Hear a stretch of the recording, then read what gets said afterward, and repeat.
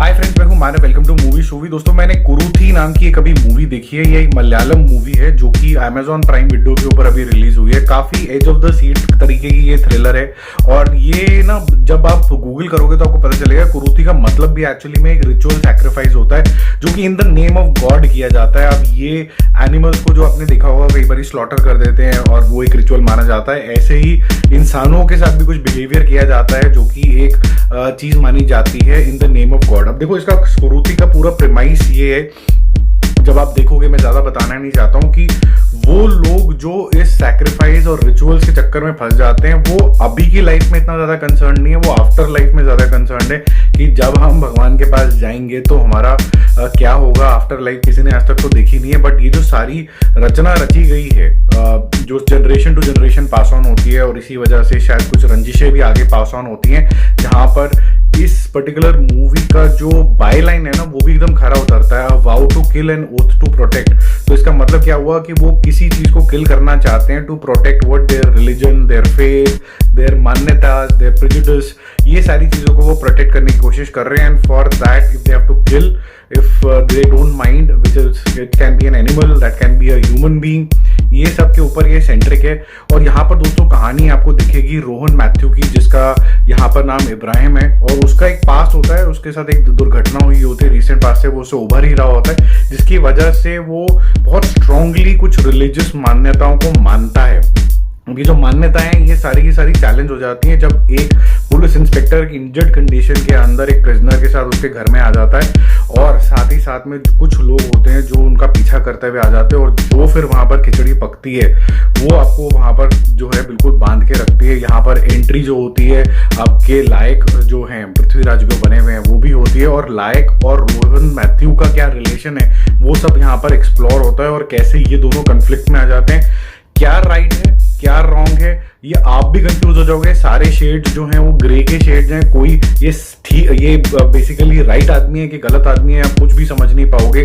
Basically कुछ लोग इस मूवी को देखने के बाद बोलेंगे कि बिलीफ के नाम पे तो ठीक किया, और कुछ लोग उसको चैलेंज कर देंगे क्योंकि वो बोलेंगे कि अगर ये बिलीफ को अगर ऑनर किया तो बेसिकली ह्यूमैनिटी हार जाएगी। तो इस तरीके के पॉइंट पे ये मूवी आपको लेके आ जाती है, जहां पर राइट रॉन्ग का फैसला करना भी थोड़ा सा मुश्किल हो जाता है, और इसीलिए शायद swear to kill and protect something के बारे में बात करेगी। वो समथिंग क्या है वो आप मूवी के अंदर एक्सप्लोर करना, बट थोड़ा सा जैसे मैंने आपको हिंट दे दिया है कि कुछ भी सैक्रिफाइस हो सकता है। इनफैक्ट टू द एक्सटेंट के जो ह्यूमन जो नेचर होता है, जो ह्यूमनाइजिंग होता है, इसको भी आप सैक्रिफाइस कर दोगे in the name of certain prejudice. तो इसके बारे में है सारी, और कैसे इसी से related hatred generation to generation चला जाता है, ये इसके बारे में है।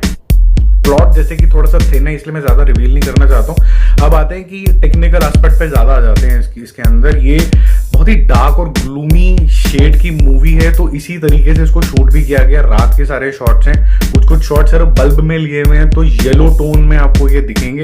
म्यूजिक बहुत बेहतरीन है, गाने बहुत सारे हैं जो मेरे हिसाब से काटे जा सकते थे, जो इसकी लेंथ को थोड़ा सा बढ़ाता है। अदरवाइज फिर भी ये काफी ज्यादा फास्ट पेस है।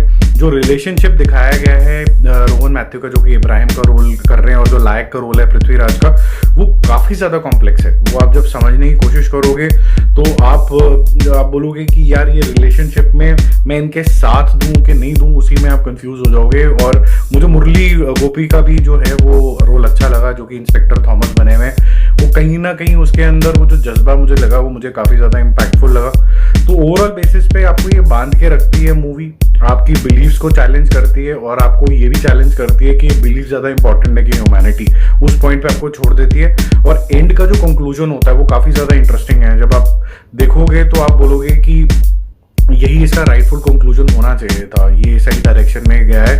और आज की जो मान्यता है मे बी शायद आप बोलोगे कि शायद सिटीज में ये नहीं मानी जाती हैं, बट ऐसा नहीं है। जब आप इसको देखोगे तो आपको ऐसा लगेगा कि ये हर जगह पे फॉलो होती है, और इस प्रेजुडिस का थोड़ा सा टूटना जरूरी है।